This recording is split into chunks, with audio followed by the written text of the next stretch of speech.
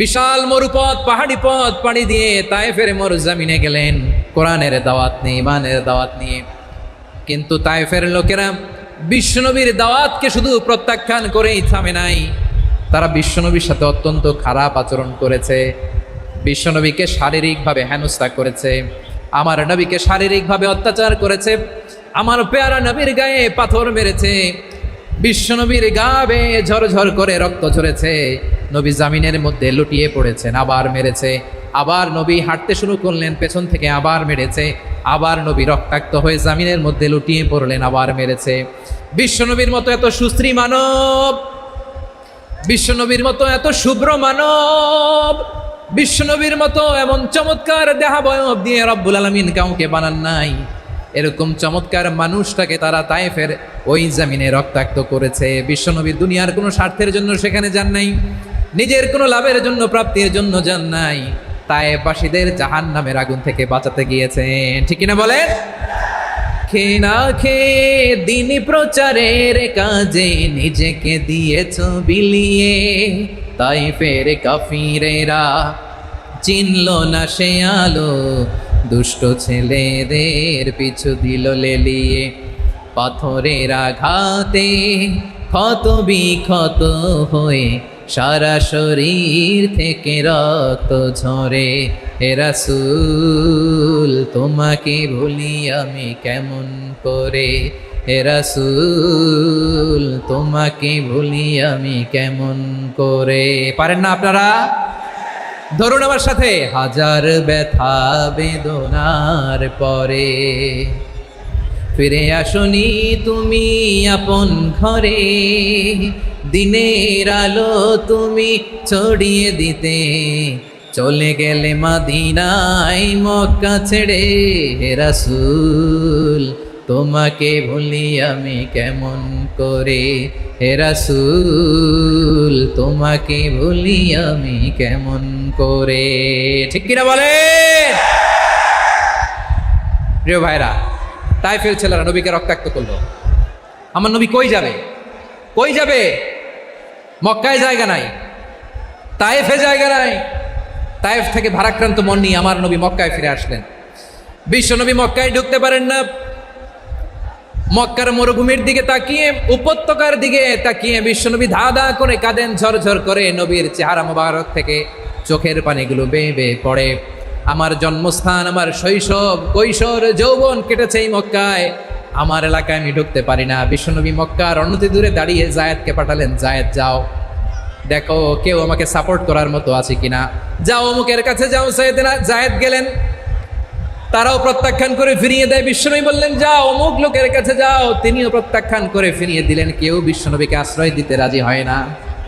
নিজ জন্মভূমিতে বিতাড়িত বিশ্বনবী, সর্বশেষ বিশ্বনবী বললেন যাও মুতঈম ইবনে আদির ঘরে যাও। মুতঈম ইবনে আদি মুশরিক, তার কাছে যাও। গেলেন, মুতঈম ইবনে আদি রাজি হয়ে গেল। সুবহানাল্লাহ বলেন। দেখেন, অনেক বিপদের সময়ও আমি নিজে সাক্ষী, সামাজিকভাবে, রাজনৈতিকভাবে কত ঝঞ্ঝা, কত ষড়যন্ত্র, কত কনস্পাইরেসি পাড়ি দিয়ে আমাদেরকে সামনে এগিয়ে যেতে হয়। এই শত্রুদের ভেতরেও একজনকে দাঁড় করিয়ে দেয় যে আল্লাহর কোরআনের জন্য রেডি হয়ে যায়। পড়েন সুবহানাল্লাহ। মুতঈম ইবনে আদি, আল্লাহ তার মনকে নরম করে দিলেন। মুতঈম বলে, মুহাম্মদ আমি তোমাকে আশ্রয় দিব। তার দুই ছেলেকে পাঠালেন, যাও খোলা তলোয়ার নিয়ে, স্কট দিয়ে, গার্ড অফ অনার দিয়ে মোহাম্মদকে মক্কায় ঢুকাও, আর বলো আমি আমান দেব। আমান কি দিব? আমান মানে সিকিউরিটি, নিরাপত্তা। সিকিউরিটি ছাড়া, আমান দেওয়া ছাড়া কেউ থাকতে পারতো না মক্কায়। দুই ছেলে বিষ্ণু ইসা ইসলামকে নিয়ে আসলো। নবী কাবার চারদিকে তাওয়াফ করলেন, নামাজ পড়লেন। আবু জাহেল, উতবা, শাইবা, ওয়ালিদ ইবনে মুগীরা সবাই দেখে, কেউ কিছু করতে পারে না। কারণ মুতঈম ইবনে আদি ঘোষণা দিয়েছেন, আমি মোহাম্মদকে আমান দিয়েছি, মোহাম্মদের গায়ে যেন কেউ স্পর্শ না করে। আওয়াজ করে পড়েন সুবহানাল্লাহ। নবীর এই বিপদকালে মুহূর্তে মুতঈমের হৃদয়টারে নরম করে দিল কে? আচ্ছা, লালমনির হাটের ভাইয়েরা বলেন, এই মুতঈম কি মুসলিম ছিল না মুশরিক? সবাই বলতে হবে, মুসলিম না মুশরিক? তাহলে মুশরিকের কাছ থেকে নবী পলিটিক্যাল অ্যাসাইলাম, আধুনিক রাষ্ট্রবিজ্ঞানের ভাষায় পলিটিক্যাল অ্যাসাইলাম, যেটাকে বলে রাজনৈতিক আশ্রয়, ওনার আমান বা নিরাপত্তার এই ঘোষণায় তিনি মক্কায় ঢুকলেন। যতদিন নিরাপত্তা ছিল ছিলেন। মুতঈম যখন মারা গেল, বিষ্ণু ইসলাম হিজরত করে মদিনায় চলে গেলেন। সুবহানাল্লাহ। কিন্তু মুতঈম যে বিশ্বনবীর উপকার করছে, এটা বিশ্বনবী ভুলে নাই। আমাদের অনেকে আছে উপকার করার পরে আর খেয়াল থাকে না, খাওয়ার পরে গলা দিয়ে নামলে আর খেয়াল থাকে না। এরকম আছে না নাই? আমার নবী বলে নাই, বদরের প্রান্তরে 70 জন কাফেরকে যখন বন্দি করে বিশ্বনবীর সামনে হাঁটু গেড়ে দাঁড় করানো হলো, বসানো হলো, 70 জন কাফের, কজন? বিশ্বনবী তাদের দিকে তাকিয়ে বললেন, সহিহ বুখারীর বর্ণনা, লাউ কানাল মুতঈম ইবনু আদি হাইয়ান সুম্মা কাল্লামানি হাউলাই নাতনা লা তারাকতুহুম লাহু। বদরের প্রান্তরে 70 জন বন্দি কাফিরের দিকে তাকিয়ে আমার নবী বললেন, আজকে মুতঈম ইবনে আদি যদি বেঁচে থাকতো আর তোমাদের 70 জনের ব্যাপারে যদি মুতঈম এক বাক্যে একটা সুপারিশ করতো, তার সম্মানে আজকে তোদের সবাইকে আমি মাফ করে দিতাম।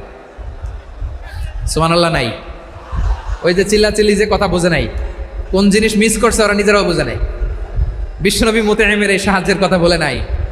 70 জন মুশরিক হাঁটু গেড়ে বসা, নবী চাইলে এখনই এক্সিকিউশন অর্ডার দিতে পারে। তিনি বললেন, আজকে যদি মুতঈম বেঁচে থাকতো আর মুতঈম যদি তোদের জন্য সুপারিশ করতে, এই আবর্জনাগুলোর ব্যাপারে সুপারিশ করতে, আমি মুহূর্তেই তোদেরকে এমনি মাফ করে দিতাম। ইসলাম আমাদেরকে শিখায়, সূরাতুল আনআমের 108 নম্বর আয়াত থেকে আমরা বুঝলাম, কোনো ধর্মকে ছোট করা যাবে না। অন্য ধর্মকে ছোট করা মানে ইসলামকে ছোট করা। অন্য ধর্মের দেবতাকে গালি দেওয়া মানে আল্লাহকে গালি খাওয়ানো। আওয়াজ করে বলেন ঠিক কি না? খবরদার, এটা করা যাবে না। আর অন্য ধর্মের দেবতাকে যদি আপনি গালি দেন, ওরা ইসলাম থেকে দূরে সরে যাবে। যাও ইসলামের প্রতি আকৃষ্ট হয়েছিল আর কোনোদিন ইসলামের ধারে কাছে আসবে না। আওয়াজ করে বলে ঠিক কিনা? এজন্য কখনো কোনোদিন অন্য ধর্মের দেবতাদেরকে গালি দেওয়া যাবে না। অন্য ধর্মের কোনো দেবতাদেরকে আমরা গালি দিব না, গালি দিব না, বরং ইসলামের beauty, the beauty of Islam, ইসলামের সৌন্দর্যকে আমরা তুলে ধরব। আমরা যদি বিশ্বনবী সাল্লাল্লাহু আলাইহি ওয়াসাল্লামের জীবনের দিকে তাকাই, তাহলে আমি দেখব বিষ্ণু ইসলাম মক্কাতে কিংবা মদিনাতে অন্য ধর্মের লোকদের সাথে খুব পিসফুলি লাইফ লিড করেছেন। হোক মুশরিক, হোক খ্রিস্টান, হোক ইহুদি, বিশ্বনবী সবার সাথে মিলেমিশে ছিলেন। আলহামদুলিল্লাহ বলেন। ইসলাম হচ্ছে পিসফুল রিলিজিয়ান। অন্য ধর্মের প্রতি সহনশীলতার সবক ইসলাম আমাদেরকে দেয়। কিন্তু প্রতিটি মুসলিমের এটা মনে রাখতে হবে, আল্লাহর কাছে পছন্দনীয় গ্রহণযোগ্য ধর্ম, জীবনাদর্শ একটি, সেটা হচ্ছে ইসলাম। আওয়াজ করে বলেন সেটা কি? লালমনিরহাটের ভাইয়েরা আওয়াজ করে বলুন, আল্লাহর কাছে মনোনীত ধর্ম একটি, সেটা কি? এজন্য রব্বুল আলামিন বলেন, ইন্নাদ-দীনা ইনদাল্লাহিল ইসলাম। আল্লাহর কাছে মনোনীত গ্রহণযোগ্য অ্যাকসেপ্টেড ধর্ম মতাদর্শ একটা, সেটা হলো ইসলাম। ইসলাম ছাড়া অন্য কোনো ধর্ম যদি কেউ তালাশ করে, তার ওই ধর্ম আল্লাহ গ্রহণ করবে না। ومن يبتغي غير الإسلام دينا فلن يقبل منه وهو في الآخرة من الخاسرين. Whoever seek anything except Islam, that won't be accepted from him, and he will be loser in the day of judgment. কিয়ামতের দিন ইসলাম ছাড়া কেউ যদি অন্য কোনো ধর্ম তালাশ করেছে দুনিয়াতে, তার এই মতাদর্শ গ্রহণ করা হবে না। and he will be loser, সে হবে লুজার, ক্ষতিগ্রস্ত। হাই হাই কোম্পানির ম্যানেজার, ওর আমও শেষ, সালাও শেষ। আওয়াজ করে বলেন ঠিক কি না? এজন্য ইসলাম পেয়ে আমরা খুশি না বেজার? প্রত্যেক নামাজ শেষে আমরা আল্লাহরে বলি, আল্লাহ রাদিতু বিল্লাহি রাব্বা ওয়া বিল ইসলামি দীনা ওয়া বি মুহাম্মাদিন নাবিয়ান ওয়া রাসূলা। ও আল্লাহ, তোমারে রব হিসেবে পেয়ে আমরা খুশি। ও আল্লাহ, ইসলামকে ধর্ম হিসেবে পেয়ে আমরা খুশি। বিশ্বনবীকে আমাদের রাসূল পেয়ে আমরা খুশি। ঠিক কিনা বলেন? ইসলাম ছাড়া অন্য কোনো ধর্ম আমরা গ্রহণ করব না। ঠিক কিনা বলেন? আল্লাহর কাছে অ্যাকসেপ্টেড রিলিজিয়ান একটা, সেটা ইসলাম। তো বিশ্বনবী সাল্লাল্লাহু আলাইহি ওয়াসাল্লাম মক্কাতে কিংবা মদিনাতে খুব পিসফুলি এক্সিস্ট করেছেন, যে কোনো ধর্মের সাথে মিলেমিশে চলেছেন। তার প্রমাণ আমরা যদি রাসূল সাল্লাল্লাহু আলাইহি ওয়াসাল্লামের বায়োগ্রাফির দিকে তাকাই, তাহলে দেখব তিনি মুশরিকদের সাথে পিস ট্রিটি করেছেন, শান্তি চুক্তি, পিস ট্রিটি, পিস এগ্রিমেন্ট। আপনারা হুদাইবিয়ার সন্ধির নাম শুনেছেন? আমার লালমনিরহাটের কলিজার টুকরা ভাইয়েরা, হুদাইবিয়ার সন্ধির নাম আপনারা শুনেন নাই?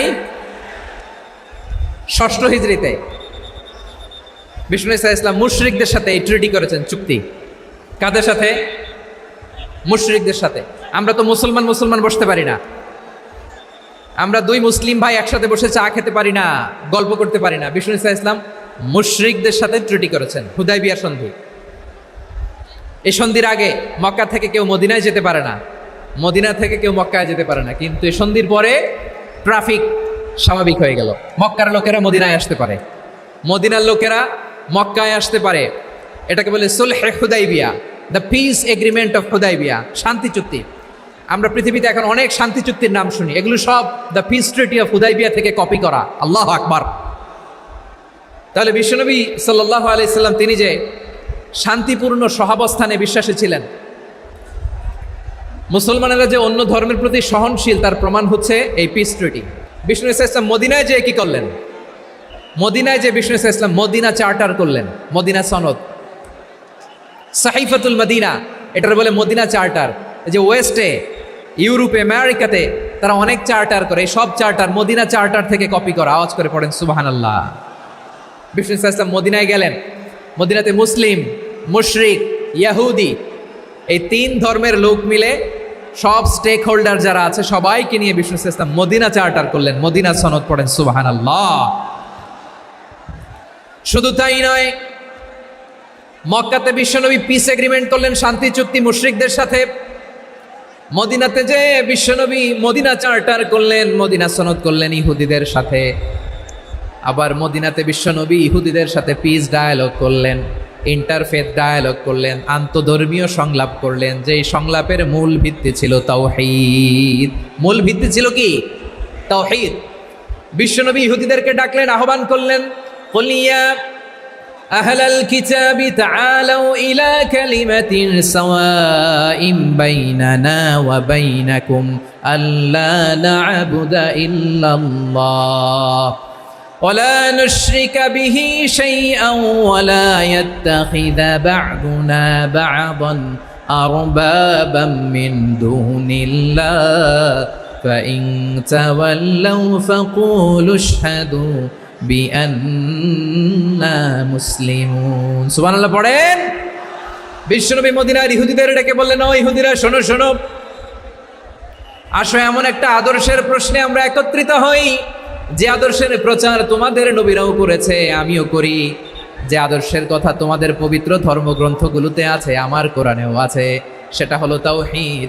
আমরা এক আল্লাহ ছাড়া কারো ইবাদত করব না, আল্লাহর সাথে কাউরে শরীক করব না, আল্লাহ ছাড়া কাউরে রব মানব না। পড়েন সুবহানাল্লাহ। তাহলে আমার প্রিয় লালমনিরহাটের ভাইরা, মদিনাতে যে তিনি মদিনা চার্টার করলেন, মদিনা সনদ, পিস ডায়ালগ করলেন, শান্তির সংলাপ, ইন্টারফেথ ডায়ালগ করলেন, আন্তধর্মীয় সংলাপ, যার ভিত্তি ছিল তাওহীদ। সুবহানাল্লাহ পড়েন। তাহলে অন্য ধর্মের প্রতি সব সময় ইসলাম সহনশীল, টলারেন্স। যদি আপনি দেখতে চান ইসলামের নবী বিশ্বনবীর দিকে তাকান, ঠিক কিনা বলেন? আমরা তো সংখ্যালঘুদের রাইটস প্রোটেক্ট করার জন্য কত আইন বানাই, কত বৈঠক করি, কত সংবাদ সম্মেলন করি। বিষ্ণু সাল্লাল্লাহু আলাইহি ওয়াসাল্লাম সংখ্যালঘুদের রাইটসের ব্যাপারে, অধিকারের ব্যাপারে যে কথা বলেছেন, শুনলে আপনি অবাক হয়ে যাবেন। বিশ্বনবী বলেন, আলা মান যালামা মুআহাদান আও ইনতাকাসাহু আও কাল্লাফাহু ফাওকা তাআতিহি আও কাল্লাফাহু ফাওকা তাকাতিহি আও আখাযা মিনহু শাইআন বিগাইরি তিবি নাফসিন ওয়া আনা হাজিজুহু ইয়াউমাল কিয়ামা। খবরদার, জেনে রাখো, কেউ যদি কোনো সংখ্যালঘুর উপরে অত্যাচার করে, কোনো সংখ্যালঘুর প্রাপ্য থেকে যদি কেউ কাউকে ঠকায়, সংখ্যালঘুর উপর যদি কেউ কষ্ট দেয়, কোনো সংখ্যালঘুর সম্পদ যদি কেউ জোর করে কেড়ে নেয়, আমি কিয়ামতের দিন বিশ্বনবী ওই সংখ্যালঘুর পক্ষে আর ওই মুসলমানদের বিপক্ষে বাদী হয়ে দাঁড়াবো। সুবহানাল্লাহ বলতে পারলেন না? আল্লাহু আকবার। আপনি নামাজি, আপনি মুসল্লি, আপনি হাজী সাহেব, তাহাজ্জুদ পড়তে পড়তে কপালে দাগ ফেলে দিছেন, আপনার প্রতিবেশী হিন্দু, ভাবছেন আমার তো পাওয়ার আছে, ওর জমিটা দখল করি। বিশ্বনবী বলেন, কিয়ামতের দিন ওই হিন্দুর পক্ষে তোর বিরুদ্ধে আমি বাদী হয়ে দাঁড়াবো। পৃথিবীর কোন ধর্মে এরকম স্টেটমেন্ট পাবেন? পাবেন? আপনি ভাবছেন আপনি নামাজ পড়লে হাজী সাহেব কপালে দাগ ফেলাই দিলে আপনি সেলসেলায় জান্নাতে চলে যাবেন না? খবরদার। বিশ্বনবী বলেন, কোন সংখ্যালঘুর উপর যদি কেউ আক্রমণ করে, তার প্রাপ্য তাকে না দিয়ে যদি তাকে ঠকায়, তার উপর জুলুম করে, তার সম্পদ যদি কেড়ে নেয়, আমি নবী, তুমি মুসলিম হইতে পারো, মুসল্লি হইতে পারো, তার পক্ষে, তোমার বিপক্ষে আল্লাহর দরবারে বাদী হয়ে দাঁড়াবো। আচ্ছা লালমনিরহাটের ভাইরা, কথা বুঝতে পারলে আওয়াজ করে উত্তর দেন। বিশ্বনবী যদি কারো বিপক্ষে দাঁড়ায় কিয়ামতের দিন, আই রিপিট, আমি আবারও বলছি, বিশ্বনবী যদি কিয়ামতের দিন কারো বিপক্ষে দাঁড়ায়, ও তো সেলসেলায়া জান্নাতি, তাই না? জান্নাতি না? যে নবীর সুপারিশ ছাড়া জান্নাতের গেট দেখা যাবে না, ওই নবী যদি বলে তোর বিপক্ষে আমি বাদী হয়ে দাঁড়াবো, ওই জান্নাতে আর ঢোকার কোনো সুযোগ আমাদের থাকবে? এখানেই শেষ না আমার প্রিয় লালমনিরহাটের ভাইয়েরা, এখানেই শেষ নয়। বিশ্বনবী বলেন মান কাতালা মুআহাদান, বুখারীর বর্ণনা, মান কাতালা মুআহাদান লাম ইয়ারাহ রাইহাতাল জান্নাহ। কেউ যদি, কোনো মুসলিম যদি অন্যায়ভাবে কোনো সংখ্যালঘুকে হত্যা করে, কোনো হিন্দুকে হত্যা করে, কোনো বৌদ্ধরে হত্যা করে, অন্যায়ভাবে কোনো মুসলিম যদি কোনো সংখ্যালঘুরে হত্যা করে, জান্নাতে যাওয়া তো দূরের কথা, ওই মুসলিম জান্নাতের ঘ্রাণও পাবে না। সেই বুখারীর বর্ণনা, মান কাতালা মুআহাদান লাম ইয়ারাহ রাইহাতাল জান্নাহ ওয়া ইন্না রিহাহা লা ইউজাদু মিন মাসিরাতি 40 আমা। যে জান্নাতের ঘ্রাণ 40 বছর দূরের রাস্তা থেকেই পাওয়া যায়। সুবহানাল্লাহ পড়েন। প্রিয় ভাইরা, এখান থেকে জান্নাতে পৌঁছতে লাগবে 40 বছর। এত দূর, কত বছর? সবাই বলেন কত বছর? এখান থেকে জান্নাতে পৌঁছতে লাগবে 40 বছর। এত দূরে থাকতেই জান্নাতের ঘ্রাণ আপনার নাকে এসে ধাক্কা মারবে। বিষ্ণুই বলেন, যে ব্যক্তি কোনো সংখ্যালঘুকে হত্যা করে জান্নাতের ঘ্রাণ তো পাবেই, জান্নাতে তো ঢুকতে পারবেই না, জান্নাতের ঘ্রাণও তার নাকে লাগবে না। পড়েন নাউযুবিল্লাহ। তাহলে সংখ্যালঘুদের ব্যাপারে ইসলামে অধিকার দেয়া আছে না নাই? লালমনিরহাটের ভাইয়ের আওয়াজ করে বলেন, আমার সংখ্যালঘু হিন্দু ভাইদের রাইটস, অধিকার আমাদের ইসলামে প্রোটেক্টেড আছে না নাই? এখানেই শেষ না। বিষ্ণু ইসলাম আপনার অমুসলিম প্রতিবেশীর সাথে ভালো আচরণ করতে বলেছে।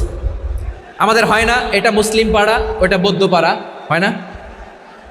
অনেক সময় হয় না এটা আমাদের মুসলিম পাড়া, ওইটা হিন্দু পাড়া, এরকম আছে না নাই? লালমনিরহাটে নাই না? আছে? হিন্দু যদি আপনার প্রতিবেশী হয় কি করবেন? ওরে কষ্ট দিবেন নাকি? কেন? ও তো হিন্দু, ও তো আমার আল্লাহরে ডাকে না, ওরে কষ্ট দিলে জায়েজ হবে না? খবরদার। বিষ্ণু ইসলাম বলেন, মান কানা ইউমিনু বিল্লাহ ওয়াল ইয়াউমিল আখির ফালিউকরিম জারাহ। যে আল্লাহ বিশ্বাস করে আর আখিরাতে বিশ্বাস করে, সেজন্য প্রতিবেশীর সাথে ভালো আচরণ করে। সুবহানাল্লাহ। কলিজা জুড়ায় যায় না আমার নবীর কথাগুলো শুনলে? যে আল্লাহ বিশ্বাস করে, যে আখিরাতে বিশ্বাস করে, সেজন্য প্রতিবেশীর সাথে ভালো আচরণ করে। এখানে বলছে মুসলিম প্রতিবেশী, বলছে নামাজি প্রতিবেশী, বলছে আল্লাহওয়ালা প্রতিবেশী, বলছে না। প্রতিবেশী আস্তিক হোক নাস্তিক হোক, প্রতিবেশী মুমিন হোক মুশরিক হোক, প্রতিবেশী হইলেই তার সাথে ভালো আচরণের দরকার আছে না নাই? আমার প্রিয় লালমনিরহাটের ভাইয়েরা, বিষ্ণু ইসলাম ওনার ইহুদি প্রতিবেশীদের দেখাশোনা করতেন। আওয়াজ না শোনা যাক, আমারও তো দেখা যায়, আমারও তো দেখা যায়। তাকায় থাকেন, তাকায় থাকলে সওয়াব হবে। কোরআনের কথা যেখান থেকে হয় এদিকে তাকায় থাকলেই বরকত। তাকায় থাকেন।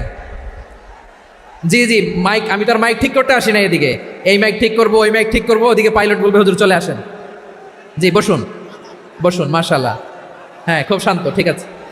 পুলিশ ভাইরা না খেয়ে দিনরাত আপনারা যাতে সুশৃঙ্খল একটা প্রোগ্রাম উপহার পান, এটাই চেষ্টা করতেছে। আপনাদেরকে কষ্ট দিতে আসে নাই, একটু একটু সহযোগিতা করেন। জি মাশাআল্লাহ। হ্যাঁ, ঠিক আছে। আমার প্রিয় ভাইরা, প্রতিবেশী আস্তিক হোক নাস্তিক হোক, মুসলিম হোক হিন্দু হোক, তার সাথে ভালো আচরণ করতে হবে। বিষ্ণু ইসলাম ওনার ইহুদি প্রতিবেশীর বাসায় যেতেন। কোন প্রতিবেশী? ইহুদি। আওয়াজ করে বলেন, কোন প্রতিবেশী? ইহুদি। এক ইহুদি কিশোর বিষ্ণু ইসলামের খেদমত করতে, ইহুদি ছেলে আমার নবীর খেদমত করতো, তারা ছিল নবীর প্রতিবেশী। তো অনেক দিন হয় ইহুদি ছেলেটা আসে না। বিষ্ণুনবী খোঁজ দিলেন, ঘটনা কি? একটা ইহুদি ছেলে না আমার খেদমতে আসতো, ছেলেটা কই? খোঁজ নিয়ে জানলেন ছেলেটা অসুস্থ। বিষ্ণু ইসলাম ওই ইহুদির বাড়িতে চলে গেলেন ওই ছেলেটাকে দেখা করার জন্য, ভিজিট করার জন্য। সুবহানাল্লাহ পড়বেন না? গেলেন, যে দেখে ইহুদি ছেলেটা মুমূর্ষ, যান যান যায় যায় ভাব, বিছানায় পড়ে আছে, তার বাবা দাঁড়ানো।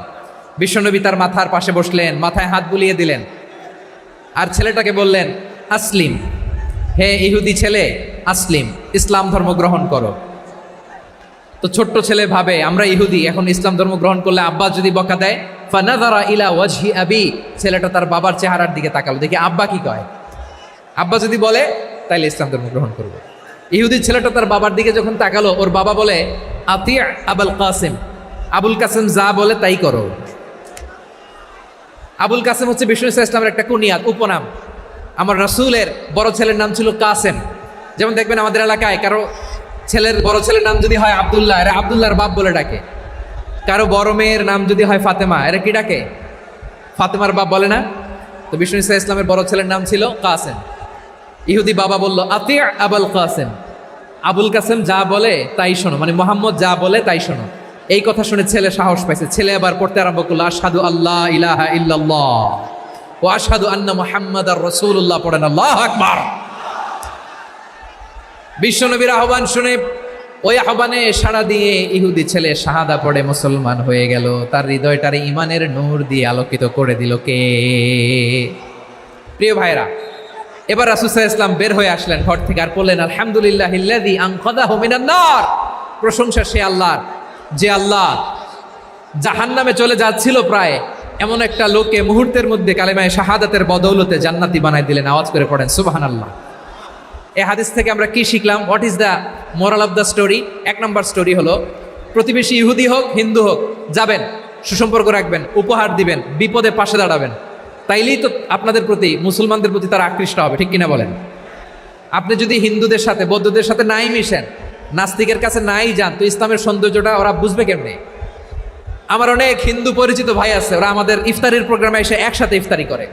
অনেক মদখোর আমার সাথে বসে একসাথে ডিনার করে, হাফ প্যান্ট পরা, গলায় স্বর্ণের চেইন, হাতে স্বর্ণের ব্রেসলেট, আইসা আমার সাথে ডিনার করছে, আছে এরকম। গাঁজাখোর, আমি বলি আসো, welcome welcome to my dinner, আসো বসো। বসলেই তো আমি ওর ডিএনএ, চিন্তার ডিএনএ চেঞ্জ করে দেওয়ার সুযোগ পাবো, চিল্লায় বলো ঠিক কিনা? আসতে হবে আমার কাছে। Hour door is open, the door of Islam is open 24/7। সব সময় আমাদের ইসলামের দরজা আমার অমুসলিম ভাইদের জন্য খোলা আছে না নেই?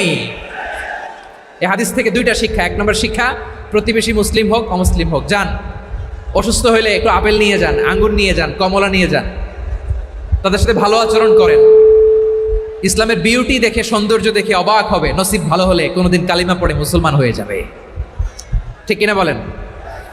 তাহলে অমুসলিমের সাথে ভালো সম্পর্ক। বিশ্বনবী ইহুদির বাড়িতে গেলেন, ইহুদির বাড়ি, আর আমার মুসলমান ভাই আমার কাফের বলে, এরকম আছে না নাই? হ্যাঁ, মুসলিমরা দেখতে পারে না, সহ্য করতে পারে। বিশ্বনবী সাল্লাল্লাহু আলাইহি ওয়াসাল্লাম ইহুদির বাড়িতে গেলেন, এটা একটা শিক্ষা।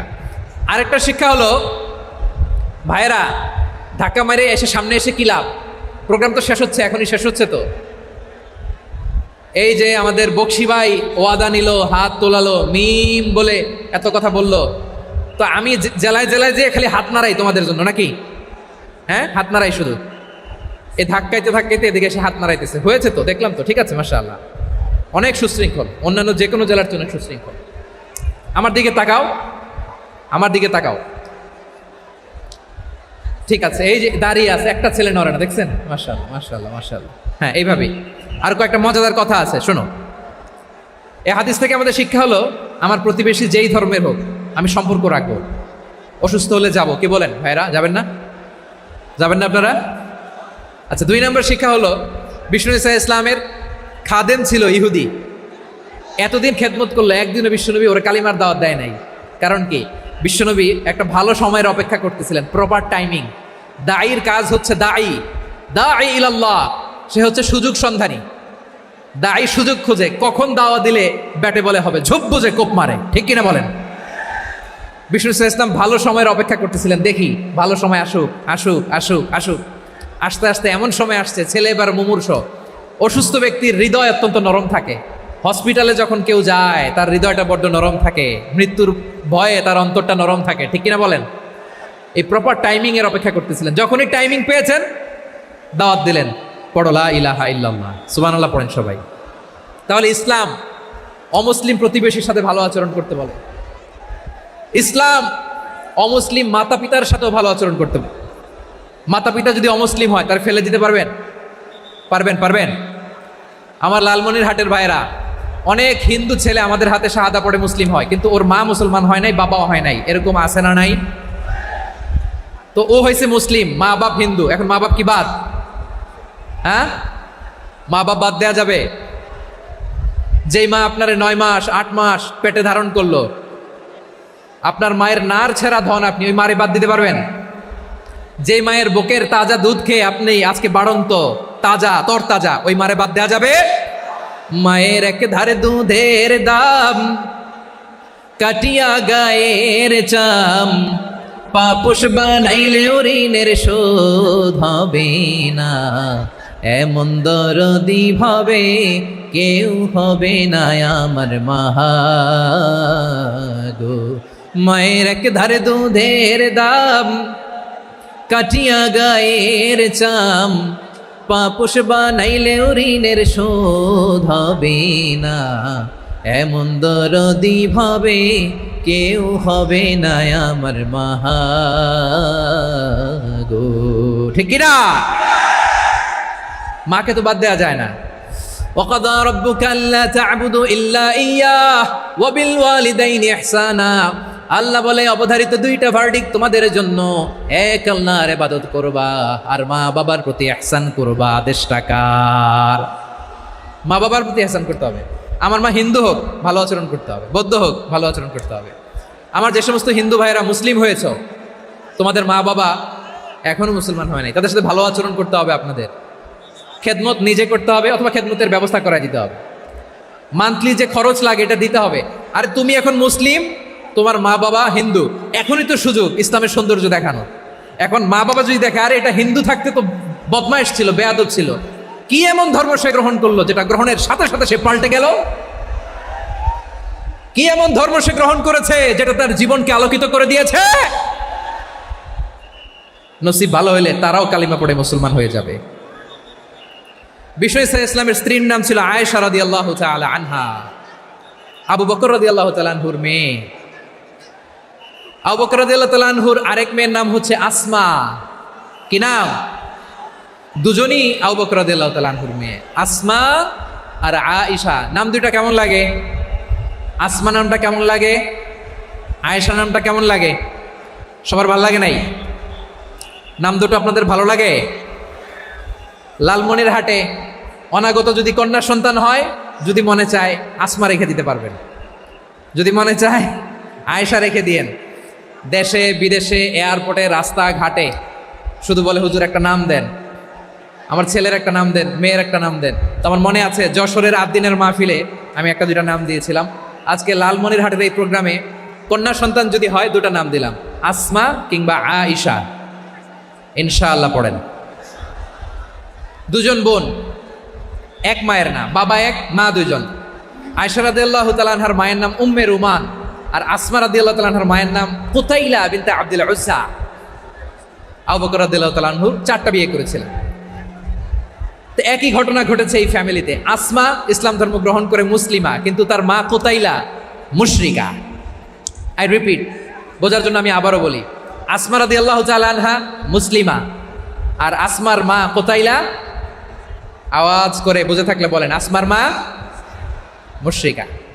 তার মানে মেয়ে মুসলিম, মা অমুসলিম, ভেজাল আছে না নাই? কিন্তু কুতাইলা আর ধৈর্য ধারণ করতে পারে না।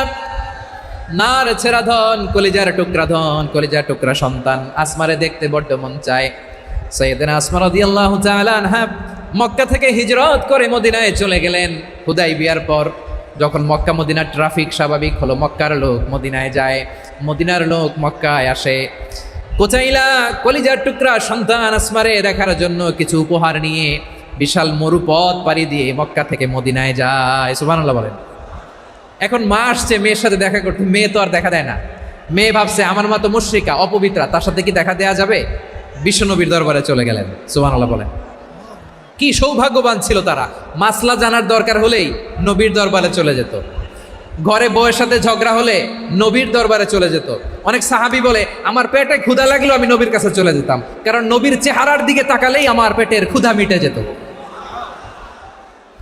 সাইয়েদনা আসমা রাদিয়াল্লাহু তাআলা আনহা বিশ্বনবীর কাছে চলে গেলেন, যে বললেন ইয়া রাসূলুল্লাহ ইয়া হাবিবাল্লাহ ইন্না উম্মি কাদিমাতুন ইলাইয়া ওয়া হিয়া রাগিবা। আমার মা মক্কা থেকে অনেক দূর মরুর পথ পাড়ি দিয়ে উপহার সামগ্রী নিয়ে মদিনায় আমার সাথে দেখা করতে এসেছে গো নবী। আমার জানতে বড্ড ইচ্ছে হয় আমি আমার মুশরিকা মায়ের সাথে একটু দেখা করতে পারবো কিনা। আফা আসিলুহা, আগে যেমনি আমি আমার মায়ের সাথে ভালো আচরণ করতাম, যেমনি আমি আমার মায়ের সাথে সদাচরণ করতাম গো নবী, এখন আমি মুসলিমা, মা মুশরিকা, এখনো কি আগের মতো সদাচরণ করতে পারবো নাকি? বিশ্বনবী বললেন নাম সিলিহা, হ্যাঁ রে আসমা, অবশ্যই অবশ্যই, আগে ঠিক যেমন তুমি তোমার মায়ের সাথে ভালো আচরণ করতে, এখনো তেমনি আগের মতো ভালো আচরণ করবা। আওয়াজ করে পড়েন সুবহানাল্লাহ। কি ইসলাম আমরা পেয়েছি! কত ব্রড মাইন্ডেড আমাদের ইসলাম, কত ওপেন মাইন্ডেড ইসলাম, কত ওপেন আপ করতে পারে, চিন্তা করতে পারেন? বিষ্ণু বললেন হ্যাঁ অবশ্যই, নাম সুলিহা, আগে যেমনি ভালো আচরণ করছো আসমা, এখন ওই রকমই করো, পারলে আরো বাড়াই করো। সুবহানাল্লাহ বলেন। তাহলে আমার যে হিন্দু ভাইয়েরা, হিন্দু বোনেরা, ইমানের বদৌলতে দৌলতে আপনি ধন্য হয়েছেন, আপনার আম্মা আব্বা এখনো মুসলমান হয় নাই, তাদের জন্য দোয়া করেন, তাদের জন্য দোয়া করেন, আল্লাহ যেন তাদেরকেও ইমানের দৌলত দান করে। আমরা সবাই পড়ি আমিন, আরো জোরে পড়েন আমিন। এখন বলেন, ইসলাম কি ন্যারো মাইন্ডেড রিলিজিয়ান না ব্রড মাইন্ডেড? লালমনিরহাটের যুবক ভাইরা আওয়াজ করো, ইসলাম কি ন্যারো মাইন্ডেড না ব্রড মাইন্ডেড? কতটা ব্রড মাইন্ডেড দেখেন। বিশ্বনবী সাল্লাল্লাহু আলাইহি সাল্লাম অমুসলিমরা যদি নবীকে উপহার দিত, ওই উপহারও বিশ্বনবী গ্রহণ করতেন। সুবহানাল্লাহ পড়েন। আপনার অমুসলিম বন্ধু যদি উপহার দেয়, সেটাও আপনি নিতে পারবেন, যেটা নেওয়া জায়েজ। কিন্তু আপনার বন্ধু যদি আপনার মদের বোতল দেয়, নিতে পারবেন? হ্যাঁ, মদের বোতল দিলে পারবেন না। আপনার বন্ধু যদি আপনার পর্ক দেয়, পর্ক, শুকরের গোশত মিশ্রিত কোনো খাবার, ওটা নিতে পারবেন না। হালাল যে কোনো জিনিস নিতে পারবেন। বিশ্বনবী সাল্লাল্লাহু আলাইহি ওয়াসাল্লাম অমুসলিমদের দেয়া হাদিয়া গ্রহণ করতেন। কেমন নবী ছিলেন! আমার নবীরে চিনে নেন, আমার নবীর অ্যাটিটিউড জেনে নেন। বিশ্বনবী সাল্লাল্লাহু আলাইহি ওয়াসাল্লাম যখন কোনো জনপদে যেতেন, 3টা অপশন নিয়ে যেতেন। প্রিয় ভাইয়ের আওয়াজ করে বলতে হবে, কোনো জনপদে গেলে আমার নবীর অপশন থাকতো কয়টা? আমার মতো 3 আঙ্গুল উঁচু করে দেখান আর বলুন, আমার নবী কোনো জনপদে গেলে কয়টা অপশন নিয়ে যেতেন? 1 নম্বর অপশন আসলিম তাসলাম। নতুন এলাকায় গেলে বলতেন আসলিম তাসলাম, ইসলাম ধর্ম গ্রহণ করো, শান্তিতে থাকবা, আমার ভাই হয়ে যাবো, আমরা ভাই ভাই, ইসলাম মানো, আমরা ভাই ভাই। অপশন নাম্বার কত? 1। যদি বলে না ইসলাম মানবো না, ওকে, অপশন নাম্বার 2, মুসলিম হওয়ার দরকার নাই, লা ইকরাহা ফিদ্দিন, ইসলামে কোনো বাড়াবাড়ি নাই। খ্রিস্টান আছো থাকো, বৌদ্ধ আছো থাকো, ইহুদি থাকতে চাও থাকো, কিন্তু আমরা যেহেতু রিজিওনাল সুপার পাওয়ার, আমাদের আন্ডারে থাকো, ট্যাক্স দিয়া থাকো, এটার বলে জিজিয়া। আলেম যারা আছেন বুঝবেন, এটার আরবিতে কি বলে? জিজিয়া। You pay us the tax, we will give you the security. তোমরা ট্যাক্স দিবা, আমরা সিকিউরিটি দিব। ইসলাম, ইসলাম মানো, শান্তিতে থাকবা, ভাই ভাই, আমরা ভাই ভাই। অপশন নাম্বার 2, ট্যাক্স দাও, আমরা নিরাপত্তা দিব, মুসলিম হওয়া লাগবে না। এখন 1 নম্বরও মানে না, 2 নম্বরও মানে না, মুসলিম হবো না, ভালো, খ্রিস্টান থাকো, ট্যাক্স দাও, আমরা সিকিউরিটি দিব না, এটাও মানি না। বিষ্ণু বলেন, তাহলে তলোয়ার আমাদের আর তোমাদের মাঝে ফায়সালা করবে। মুসলিমও হবো না, ট্যাক্স দিবা, নিরাপত্তা দিব, আমরা সুপার পাওয়ার, আমাদের আন্ডারে থাকবে, এটাও না, তাহলে তোমাদেরকে তো আমরা বিশ্বাস করতে পারি না। কখন না কখন বিশ্বাসঘাতকতা করো, কার সাথে মিলে হাত মিলাও, তলোয়ার আমাদের মাঝে ফায়সালা করে। তখন তিনি জেহাদের সশস্ত্র সংগ্রামের ঘোষণা দিতেন। সুবহানাল্লাহ পড়েন। দেখেন, পশ্চিমারা জেহাদকে এইভাবে চিত্রায়িত করে না। ওরা জেহাদ বলতে বোঝায় তলোয়ার, হাত কাটো, গলা কাটো, না, জেহাদ সশস্ত্র সংগ্রাম 3 নম্বরে। অধিকাংশ ক্ষেত্রেই বিশ্বনবীর সুন্দর আচরণ দেখে, আরে আমার নবীর যে নুরানি চেহারা, অনেকে তো কেবল সিরেফ চেহারাটা দেখেই কালিমা পড়ে মুসলমান হয়ে গিয়েছে। যারা মুসলিম হয় নাই, তারা তাদের ইসলামেই বলবৎ ছিল, ট্যাক্স দিয়ে ইসলামের আন্ডারে ছিল। যারা এটাও মানে নাই, ওইটাও মানে নাই, তাদের বিরুদ্ধে জেহাদ। বিষ্ণু ইসলাম 7ম হিজরিতে যখন খায়বার বিজয়ের পরে ইসলাম রিজিওনাল সুপার পাওয়ার হিসেবে আত্মপ্রকাশ করলো, বিশ্বনবী চিঠি লিখলেন অন্যান্য সুপার পাওয়ারের কাছে, রাষ্ট্রীয় চিঠি লেখে এক রাষ্ট্রপ্রধান আরেক রাষ্ট্রপ্রধানের কাছে। ঠিক কিনা বলেন? জানেন না আপনারা? এই যে 24-এর ছাত্র নাগরিক অভ্যুত্থানে, এই অভ্যুত্থান যখন শুরু হয়, আমি তখন সাউথ আফ্রিকাতে, একটা স্ট্যাটাস দিয়েছিলাম, কোটা নয়, গোটা দেশ সংস্কার করা লাগবে।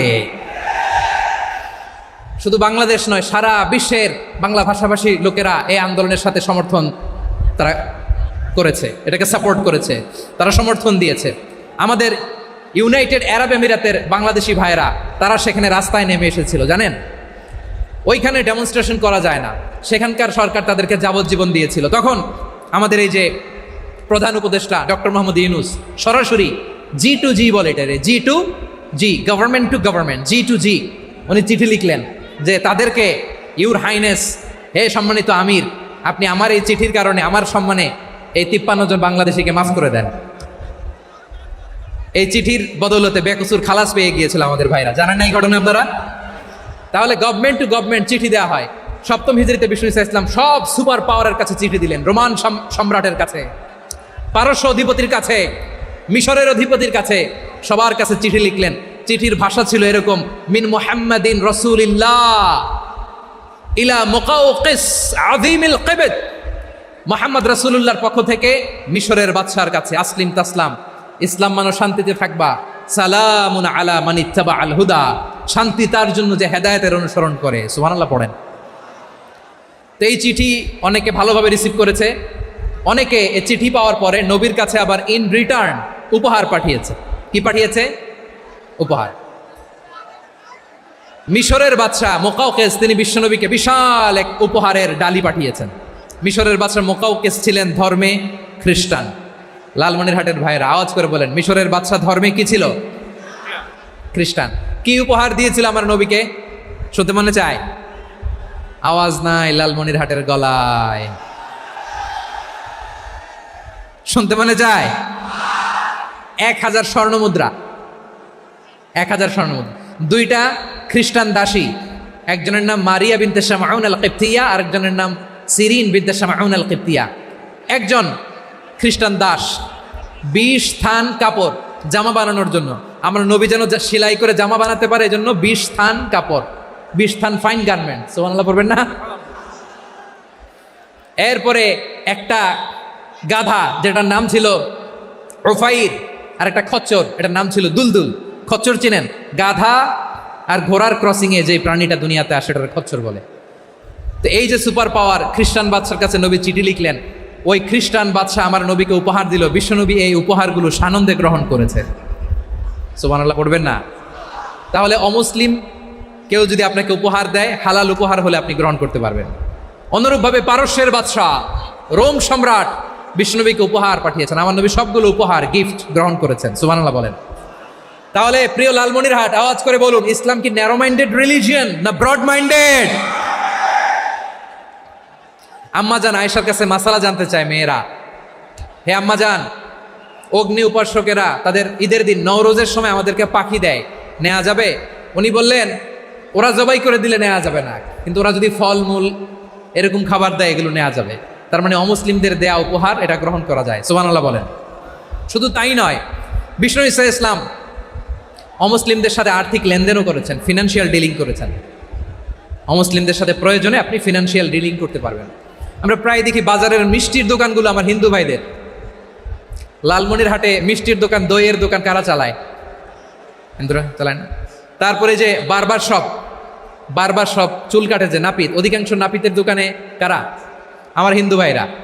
তা আপনি চুল কাটতে পারবেন কিনা? পারবেন কিনা বলেন? পারবেন। তার দোকান থেকে দই মিষ্টি কিনতে পারবেন কিনা? হ্যাঁ, আমার মুসলিম ভাইয়ের দোকান থাকলে ওইটার আমি বেশি প্রায়োরিটি দিব, ঠিক কিনা? কিন্তু যদি তাদের সার্ভিস নিতে চান, প্রোডাক্ট নিতে চান, পারবেন। তার দলিল সহিহ বুখারী, আম্মা জান আয়েশা রাদিয়াল্লাহু তাআলা আনহা বলেন, ইশতারা রাসূলুল্লাহ সাল্লাল্লাহু আলাইহি ওয়াসাল্লাম মিন ইয়াহুদিয়িন তুআমান ওয়া রাহানাহু দিরআহু মিন হাদিদ। রাসূল সাল্লাল্লাহু আলাইহি ওয়াসাল্লাম এক ইহুদির কাছ থেকে, কার কাছ থেকে? সবাই বলে নাই, কার কাছ থেকে? আমার নবী, পেয়ারা নবী এক ইহুদির কাছ থেকে জব কিনেছিল, জব, বার্লি, যেটা দিয়ে রুটি বানায়। ওই জবের দাম দেওয়ার টাকা পয়সা নবীর কাছে ছিল না, ফলে নবী ওনার একটা পোশাককে মর্গেজ রেখেছিলেন, মর্গেজ, বন্ধক, যে এখন এটার দাম দিতে পারবো না, কয়েক কেজি বার্লি নিয়ে যাই আর বন্ধক হিসেবে আমার জামাটা রেখে গেলাম, যেই দিন দাম দিব ওই দিন জামাটা ছুটাই নিয়ে যাব। সুবহানাল্লাহ পড়বেন না? বাকিতে নিছিলেন, বাকিতে। দিরআহু মিন হাদিদ, লোহার তৈরি বর্ম, মানে যুদ্ধের পোশাক, লোহা দিয়ে বানানো। বিশ্বনবী বললেন, কয়েক কেজি জব দাও, টাকাটা পরে দিব, এখন টাকা নাই, বন্ধক হিসেবে, মর্গেজ হিসেবে আমার জামা রেখে গেলাম, যখন টাকা দিব জামা ছুটায় নিব। আওয়াজ করে বলতে হবে সুবহানাল্লাহ। এ থেকে বোঝা গেল অমুসলিমদের সাথে ফিনান্সিয়াল ডিলিং করা যায়, অর্থনৈতিক লেনদেন করা যায়, কেনাবেচা করা যায়, প্রোডাক্ট কেনা যায়।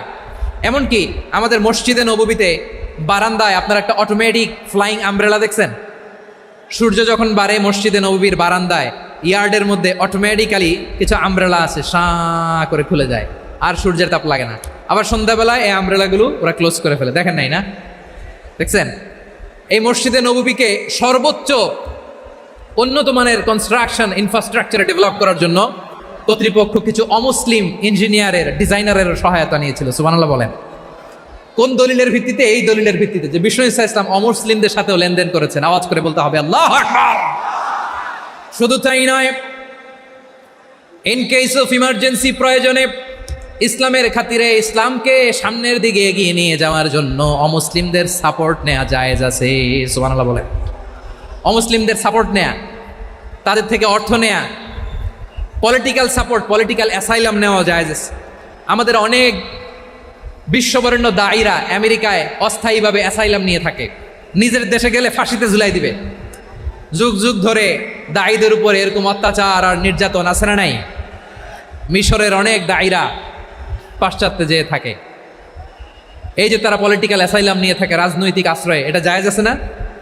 এটা যে জায়েজ আছে তার প্রমাণ স্বয়ং বিশ্বনবী সাল্লাল্লাহু আলাইহি ওয়াসাল্লাম পলিটিক্যাল সাপোর্ট নিয়েছিলেন অমুসলিমদের কাছ থেকে। সুবহানাল্লাহ বলেন। খুব মজাদার একটা ঘটনা, শুনবেন? আপনাদের আগ্রহ দেখে তো মনে হয় না শোনার ইচ্ছা আছে। আছে আছে? গলায় জোর আছে? লিল্লাহি তাকবীর, লিল্লাহি তাকবীর, নারে তাকবীর। মাশাআল্লাহ। আমার ভাইরা, বিশ্বনবীর বয়স তখন প্রায় 51 বছর। কত বছর? বিশ্বনবীর সবচেয়ে কাছের মানুষ খাদিজা রাদিয়াল্লাহু তাআলা আনহা ইন্তেকাল করেছেন। বিশ্বনবী বড্ড কষ্ট পেলেন, হৃদয়টা ভেঙে খান খান। যিনি ঘরের ভেতরে বিশ্বনবীকে সান্ত্বনা দিতেন, ভালোবাসা দিতেন, বাইরে গেলে কুরাইশরা বকাঝকা করে, অত্যাচার করে, কিন্তু আম্মাজান খাদিজা রাদিয়াল্লাহু তাআলা আনহা ঘরটারে এমন শান্তির নীর বানায় রেখেছেন, এই ঘরের ভিতরে ঢুকলে বিশ্বনবীর কলিজাটা ঠান্ডা হয়ে যেত। এজন্য রব্বুল আলামিন বলেন, খাদিজা, ও আমার বান্দি খাদিজা, জান্নাতে এমন স্পেশাল একটা ঘর আমি তোমার জন্য রেডি করে রেখেছি। ওই ঘরের মধ্যে কোনো আওয়াজ নাই, ওই ঘরের মধ্যে কোনো নয়েজ নাই, ওই ঘরে কোনো বিশৃঙ্খলা নাই। কারণ মক্কার জমিনে আমার নবী কুরাইশদের বিশৃঙ্খলা, নয়েজ আর ঝামেলাগুলোকে উপেক্ষা করে যখন তোমার ঘরের ভিতরে ঢুকতো, ঘরটারে তুমি শান্তির নীর, ঠান্ডা, নীরব, নিস্তব্ধ, নিঝুম আর শান্তির নীর বানিয়ে রেখেছ। এজন্য জান্নাতে স্পেশাল একটা শান্তির নীর আমি তোমারে উপহার দেব। ওই প্রিয়তমা স্ত্রী খাদিজা ইন্তেকাল করলেন, বিশ্বনবীর হৃদয় ভেঙে খান খান। আবার ওনার চাচা আবু তালেব ইন্তেকাল করলেন, যিনি পলিটিক্যাল শেল্টার দিতেন নবীকে। কে দিতেন? আবু তালেবের ভয়ে, বিশ্বনবীর এই চাচার ভয়ে কোনো মুশরিক নবীর গায়ে হাত দেওয়ার সাহস পায় নাই।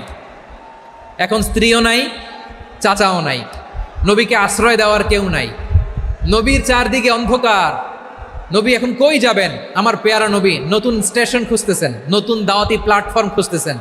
তিনি যায়েদ বিন হারেসা রাদিয়াল্লাহু তাআলা আনহুকে নিয়ে মক্কার পাশের একটা নেইবরিং সিটি তায়েফে চলে গেলেন। কোথায় চলে গেলেন? লালমনিরহাটের ভাইয়ের আওয়াজ করে বলেন, কোথায় গেলেন? তায়েফে চলে গেলেন দিনের দাওয়াত দেওয়ার জন্য। কি দেওয়ার জন্য? নাকি জমি কিনতে গেছিলেন? জমি কিনতে, দুনিয়ার যশ খ্যাতির জন্য, নিজের কোনো লাভের জন্য? তায়েফবাসীদেরকে জাহান্নামের আগুন থেকে বাঁচানোর জন্য। আওয়াজ করে বলতে হবে ঠিক কিনা? বিশ্বনবী বিশাল মরুপথ, পাহাড়ি পথ পাড়ি দিয়ে তায়েফের মরুজমিনে গেলেন কোরআনের দাওয়াত নিয়ে, ইমানের দাওয়াত নিয়ে। কিন্তু তায়েফের লোকেরা বিশ্বনবীর দাওয়াতকে শুধু প্রত্যাখ্যান করেই থামে নাই, তারা বিশ্বনবীর সাথে অত্যন্ত খারাপ আচরণ করেছে। বিশ্বনবীকে শারীরিকভাবে হেনস্থা করেছে, আমার নবীকে শারীরিকভাবে অত্যাচার করেছে, আমার পেয়ারা নবীর গায়ে পাথর মেরেছে, বিশ্বনবীর গা বেয়ে ঝরঝর করে রক্ত ঝরেছে, নবী জামিনের মধ্যে লুটিয়ে পড়েছেন, আবার মেরেছে, আবার নবী হাঁটতে শুরু করলেন, পেছন থেকে আবার মেরেছে, আবার নবী রক্তাক্ত হয়ে জামিনের মধ্যে লুটিয়ে পড়লেন, আবার মেরেছে। বিশ্বনবীর মতো এত সুশ্রী মানব, বিশ্বনবীর মতো এত শুভ্র মানব, বিশ্বনবীর মতো এমন চমৎকার দেহাবয়ব দিয়ে রব্বুল আলামিন কাউকে বানান নাই। এরকম চমৎকার মানুষটাকে তারা তায়েফের ওই জমিনে রক্তাক্ত করেছে। বিশ্বনবীর দুনিয়ার কোনো স্বার্থের জন্য সেখানে যান নাই, নিজের কোনো লাভের জন্য, প্রাপ্তির জন্য যান নাই, তায়েফবাসীদের জাহান্নামের আগুন থেকে বাঁচাতে গিয়েছেন। ঠিক কিনা বলেন? খেয়ে না খেয়ে দিন প্রচারের কাজে নিজেকে দিয়েছ বিলিয়ে, তাইফের কাফিরেরা চিনল না সে আলো, দুষ্ট ছেলেদের পিছু দিল লেলিয়ে। পাথরের আঘাতে ক্ষত বিক্ষত হয়ে সারা শরীর থেকে রক্ত ঝরে, হে রাসূল তোমাকে ভুলি আমি কেমন করে, হে রাসূল তোমাকে ভুলি আমি কেমন করে। পারেন না আপনারা? ধরুন আমার সাথে। হাজার ব্যথা বেদনার পরে ফিরে আসনি তুমি আপন ঘরে, দিনের আলো তুমি ছড়িয়ে দিতে, চলে গেলে মদিনায় মক্কা ছেড়ে, হে রাসূল তোমাকে ভুলি আমি কেমন করে, হে রাসূল তোমাকে ভুলি আমি কেমন করে। ঠিক কিনা বলে? প্রিয় ভাইরা, তাইফের ছেলেরা নবীকে রক্তাক্ত করলো। আমার নবী কই যাবে? কই যাবে? মক্কায় জায়গা নাই, তায়েফে জায়গা নাই। তায়েফ থেকে ভারাক্রান্ত মন নিয়ে আমার নবী মক্কায় ফিরে আসলেন। বিশ্ব নবী মক্কায় ঢুকতে পারেন না। মক্কার মরুভূমির দিকে তাকিয়ে, উপত্যকার দিকে তাকিয়ে বিশ্বনবী ধা ধা করে কাঁদেন, ঝরঝর করে। নবীর চেহারা মুবারক থেকে চোখের পানিগুলো বেয়ে বেয়ে পড়ে। আমার জন্মস্থান, আমার শৈশব, কৈশোর, যৌবন কেটেছে এই মক্কায়, আমার এলাকায় আমি ঢুকতে পারি না। বিশ্বনবী মক্কার অনতি দূরে দাঁড়িয়ে জায়েদকে পাঠালেন, জায়েদ যাও দেখো কেউ আমাকে সাপোর্ট করার মতো আছে কিনা, যাও অমুকের কাছে যাও। জায়েদ গেলেন, তারাও প্রত্যাখ্যান করে ফিরিয়ে দেয়। বিশ্বনবী বললেন যাও অমুক লোকের কাছে যাও, তিনিও প্রত্যাখ্যান করে ফিরিয়ে দিলেন। কেউ বিশ্বনবীকে আশ্রয় দিতে রাজি হয় না। নিজ জন্মভূমিতে বিতাড়িত বিশ্বনবী, সর্বশেষ বিশ্বনবী বললেন যাও মুতঈম ইবনে আদির ঘরে যাও। মুতঈম ইবনে আদি মুশরিক, তার কাছে যাও। গেলেন, মুতঈম ইবনে আদি রাজি হয়ে গেল। সুবহানাল্লাহ বলেন। দেখেন, অনেক বিপদের সময়ও আমি নিজে সাক্ষী, সামাজিকভাবে রাজনৈতিকভাবে কত ঝঞ্ঝা, কত ষড়যন্ত্র, কত কনস্পাইরেসি পাড়ি দিয়ে আমাদেরকে সামনে এগিয়ে যেতে হয়। এই শত্রুদের ভেতরেও একজনকে দাঁড় করিয়ে দেয় যে আল্লাহর কোরআনের জন্য রেডি হয়ে যায়। পড়েন সুবহানাল্লাহ। মুতঈম ইবনে আদি, আল্লাহ তার মনকে নরম করে দিলেন। মুতঈম বলে, মুহাম্মদ আমি তোমাকে আশ্রয় দিব। তার দুই ছেলেকে পাঠালেন, যাও খোলা তলোয়ার নিয়ে, স্কট দিয়ে, গার্ড অফ অনার দিয়ে মোহাম্মদকে মক্কায় ঢুকাও, আর বলো আমি আমান দেব। আমান কি দিব? আমান মানে সিকিউরিটি, নিরাপত্তা। সিকিউরিটি ছাড়া, আমান দেওয়া ছাড়া কেউ থাকতে পারতো না মক্কায়। দুই ছেলে বিষ্ণু ইসা ইসলামকে নিয়ে আসলো। নবী কাবার চারদিকে তাওয়াফ করলেন, নামাজ পড়লেন। আবু জাহেল, উতবা, শাইবা, ওয়ালিদ ইবনে মুগীরা সবাই দেখে, কেউ কিছু করতে পারে না। কারণ মুতঈম ইবনে আদি ঘোষণা দিয়েছেন আমি মুহাম্মদকে আমান দিয়েছি, মুহাম্মদের গায়ে যেন কেউ স্পর্শ না করে। আওয়াজ করে পড়েন সুবহানাল্লাহ। নবীর এই বিপদকালে মুহূর্তে মুতঈমের হৃদয়টারে নরম করে দিল কে? আচ্ছা, লালমনির হাটের ভাইয়েরা বলেন, এই মুতঈম কি মুসলিম ছিল না মুশরিক? সবাই বলতে হবে মুসলিম না মুশরিক? তাহলে মুশরিকের কাছ থেকে নবী পলিটিক্যাল অ্যাসাইলাম, আধুনিক রাষ্ট্রবিজ্ঞানের ভাষায় পলিটিক্যাল অ্যাসাইলাম যেটাকে বলে, রাজনৈতিক আশ্রয়। ওনার আমান বা নিরাপত্তার এই ঘোষণায় তিনি মক্কায় ঢুকলেন। যতদিন নিরাপত্তা ছিল ছিলেন। মুতঈম যখন মারা গেল, বিষ্ণু ইসলাম হিজরত করে মদিনায় চলে গেলেন। সুবহানাল্লাহ। কিন্তু মুতঈম যে বিশ্বনবীর উপকার করছে এটা বিশ্বনবী ভুলে নাই। আমাদের অনেকে আছে উপকার করার পরে আর খেয়াল থাকে না, খাওয়ার পরে গলা দিয়ে নামলে আর খেয়াল থাকে না। এরকম আছে না নাই? আমার নবী ভুলে নাই। বদরের প্রান্তরে 70 জন কাফেরকে যখন বন্দী করে বিশ্বনবীর সামনে হাঁটু গেড়ে দাঁড় করানো হলো, বসানো হলো, 70 জন কাফের। কয়জন? বিশ্বনবী তাদের দিকে তাকিয়ে বললেন, সহিহ বুখারীর বর্ণনা, লাউ কানাল মুতঈম ইবনে আদি হাইয়ান সুম্মা কাল্লামানি হাউলাঈ নাতনা লা তারাকতুহুম লাহু। বদরের প্রান্তরে 70 জন বন্দী কাফিরের দিকে তাকিয়ে আমার নবী বললেন, আজকে মুতঈম ইবনে আদি যদি বেঁচে থাকতো আর তোমাদের 70 জনের ব্যাপারে যদি মুতঈম এক বাক্যে একটা সুপারিশ করতো, তার সম্মানে আজকে তোদের সবাই আমি মাফ করে দিতাম। সুবহানাল্লাহ নাই? ওই যে চিল্লাচিল্লি যে কথা বোঝে নাই, কোন জিনিস মিস করছে ওরা নিজেরাও বোঝে নাই। বিশ্বনবী মুতঈমের এই সাহায্যের কথা বলে নাই। 70 জন মুশরিক হাঁটু গেড়ে বসা, নবী চাইলে এখনই এক্সিকিউশন অর্ডার দিতে পারে। তিনি বললেন, আজকে যদি মুতঈম বেঁচে থাকতো আর মুতঈম যদি তোদের জন্য সুপারিশ করতে, এই আবর্জনাগুলোর ব্যাপারে সুপারিশ করতে, আমি মুহূর্তেই তোদেরকে এমনি মাফ করে দিতাম। এবার বলেন, ইসলাম কি ন্যারো মাইন্ডেড না ব্রড মাইন্ডেড? শুধু তাই নয়, যাকে যে সম্মান দেয়ার আমার নবী দিতেন, হোক আস্তিক হোক নাস্তিক, হোক মুসলিম হোক অমুসলিম।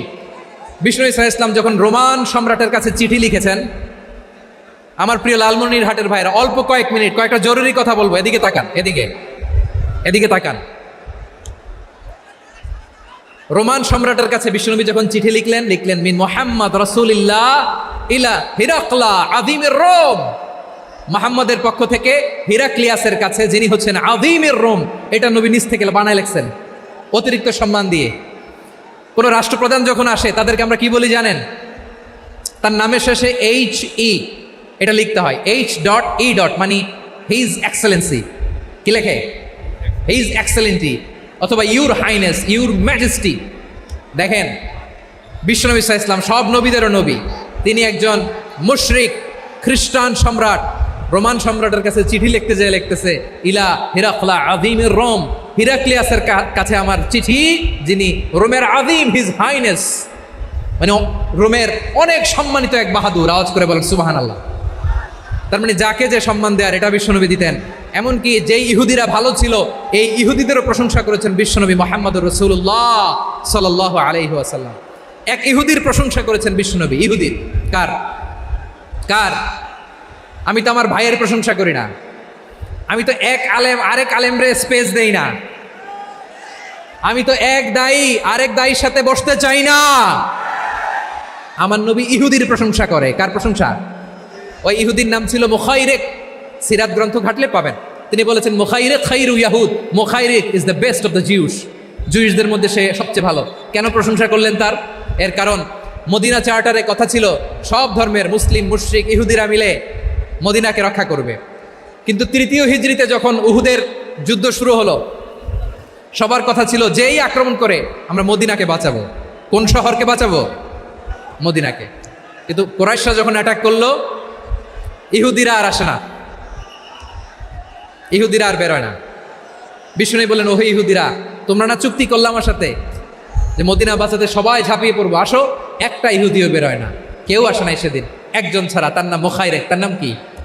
মুখাইরেক বাহাদুরের মতো ঘোড়সাওয়ার হয়ে বেরিয়ে গেলেন এবং বললেন, গোটা ইহুদি সাম্রাজ্যের একজনও যদি না আসে, আমি মুখাইরেককে কেউ ঘরে আটকে রাখতে পারবে না।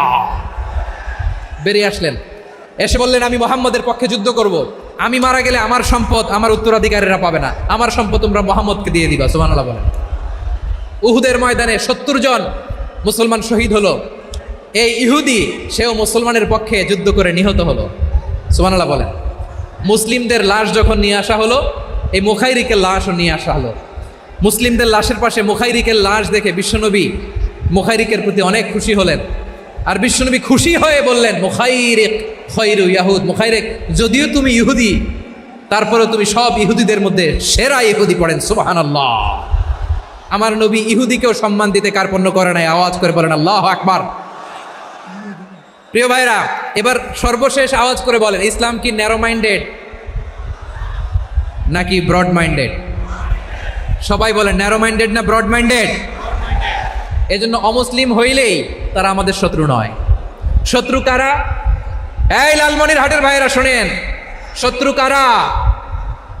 যে সমস্ত অমুসলিম আমাদেরকে নিশ্চিহ্ন করে দিতে চায়, যে সমস্ত অমুসলিম আমাদের ভূখণ্ড থেকে আমাদেরকে তাড়িয়ে দিতে চায়, যে সমস্ত অমুসলিম আমার ধর্ম নিয়ে তুচ্ছতাচ্ছিল্য করে চিল্লায় বলেন ঠিক কিনা, তারা আমাদের শত্রু। সাধারণ অমুসলিমরা আমার শত্রু নয়। এই যে হিন্দুরা থাকে, এরা আমার ভাই, বৌদ্ধরা আমার ভাই, খ্রিস্টানরা আমার ভাই, ইহুদিরা আমার ভাই। তারা দিনই ভাই নয়, তারা মায়ের পেটের ভাই নয়, তারা মানবিক দিক থেকে ভাই। ও মানুষ, আমিও মানুষ। ইসলাম মানুষকে সম্মান করে, চিল্লায় বলো ঠিক কিনা। যারা আমাদের অস্তিত্বকে নিশ্চিহ্ন করতে চায়, যারা আমাদের ভূখণ্ডকে দখল করতে চায়, যারা আমাদেরকে নিয়ে মকারি করে, ফান করে, টিটকারি করে, আমার ধর্ম নিয়ে খেলা করে, তাচ্ছিল্য করে, ওদের বিরুদ্ধে আমাদের জিহাদ। সাধারণ মুসলিম আমাদের শত্রু নয়।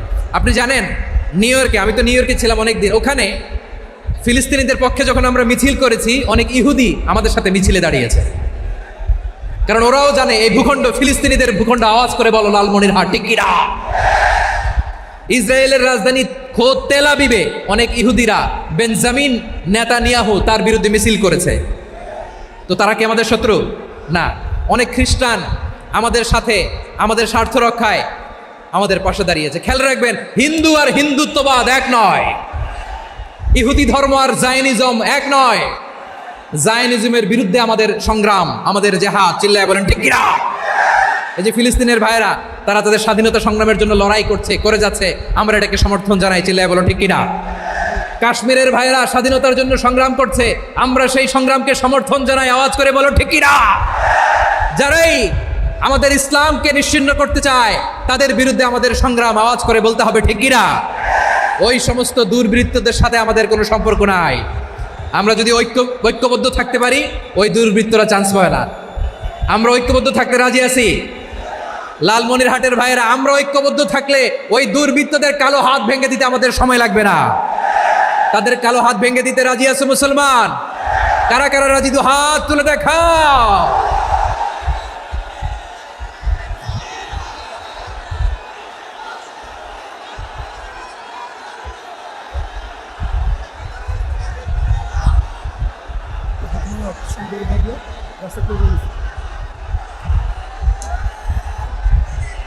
আমার প্রাণ প্রিয় লালমনিরহাটের ভাইয়েরা, শত্রু কাফের আর অশত্রু কাফের মধ্যে পার্থক্য আছে না নাই? আবু তালেবও মুশরিক, আবু জাহেলও মুশরিক, কিন্তু দুই মুশরিকে পার্থক্য আছে না নাই?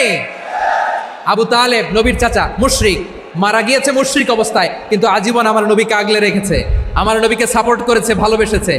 আবু জাহেলও মুশরিক, মারা গিয়েছেও মুশরিক হিসেবে, আজীবন আমার নবীর বিরুদ্ধাচারণ করেছে। আবু জাহেলের শক্তি, সামর্থ্য, স্ট্র্যাটেজি, প্ল্যান সব আমার নবীর বিরুদ্ধে ছিল। এই আবু জাহেলের কারণে একটা দিন শান্তিতে আমার নবী মক্কায় ঘুমাতে পারে না। চিল্লায় বলেন ঠিক কিনা? এজন্য রব্বুল আলামিন বলেন, লা ইয়ানহাকুমুল্লাহু আনিল্লাযীনা লাম ইউকাতিলুকুম ফিদ-দীনি ওয়া লাম ইখরিজুকুম মিন দিয়ারিকুম আন তাবাররুহুম ওয়া তুকসিতু ইলাইহিম ইন্নাল্লাহা ইউহিব্বুল মুকসিতিন। আল্লাহ বলে, গোলামেরা শোনো শোনো, যে সমস্ত অমুসলিম তোমাদের সাথে ধর্মযুদ্ধে লিপ্ত হয় না, তোমাদের বিরুদ্ধে যে সমস্ত অমুসলিম অস্ত্র ধরে না, যে সমস্ত অমুসলিম তোমাদেরকে তোমাদের জন্মস্থান থেকে, ভূখণ্ড থেকে তাড়িয়ে দেয় না, তাদের সাথে ভালো আচরণ করতে আমি আল্লাহ নিষেধ করি নাই। তাদের সাথে সদাচরণে কোনো নিষেধাজ্ঞা নাই, বরং তাদের সাথে সদাচরণ করো, এটাই আমি আল্লাহ চাই। তাহলে আমার যে অমুসলিমরা আমাদের সাথে শত্রুতা করে না, তুচ্ছতাচ্ছিল্য করে না, আমাদের ভূমি থেকে আমাদেরকে উচ্ছেদ করতে চায় না, আমাদের বিরুদ্ধে অস্ত্র ধরে না, ওই অমুসলিম ভাইদের সাথে আমাদের কোনো দ্বন্দ্ব আছে? কোনো বিরোধ আছে? বরং আছে ভালোবাসা। বরং আছে কি? এই ভালোবাসা দিয়ে আমরা বিশ্ব জয় করবো। রাজি আছে মুসলমান? আমাদের পুঁজি ভালোবাসা। আমাদের পুঁজি কি?